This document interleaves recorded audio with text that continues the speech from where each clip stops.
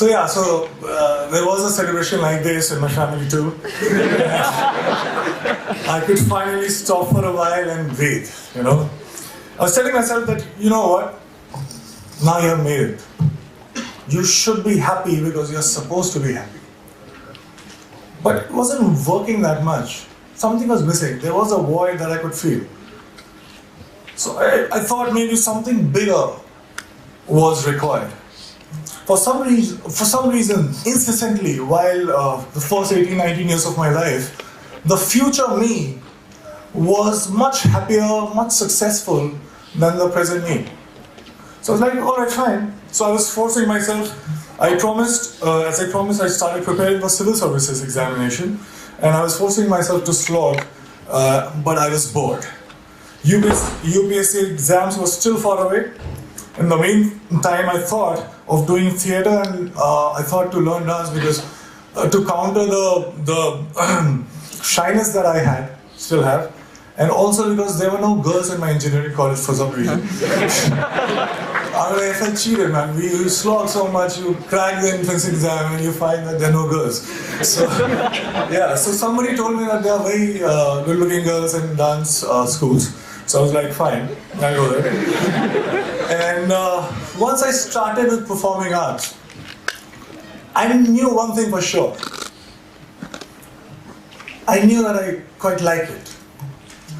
And 3 years later, imagine me sitting in the campus, and I'm thinking, all right, I'm really interested in performing arts.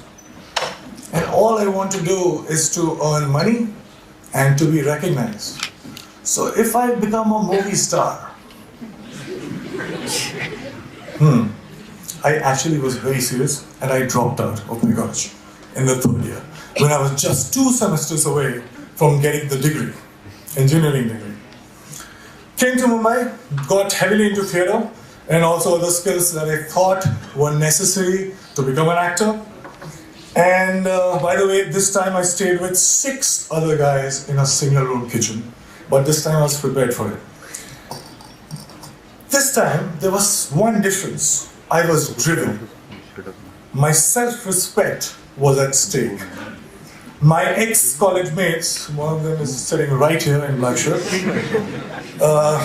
they thought that I was that disaster that folks in engineering and B schools should never become. So I had to prove a point to everybody. I had to prove a point to my family. Most importantly, I had to prove a point to myself. And this was the time when I was also a background dancer. So I was dancing behind all the possible stars that you can think of, Shah Rukh Khan, Shahid Kapoor, everybody. And I was thinking to myself while I was performing, okay, it's just 3 steps away, there I have to get. And everything will be sorted. And I kept going like that. And 2 years later, guess what? I got myself my first big break. I was selected for a primetime show on a TV. Now hear me out, it was seriously a big break. Because I started earning. People started recognizing me. To be honest, I would deliberately go and roam in all these malls so that people could look at me, smile, ask for my photograph.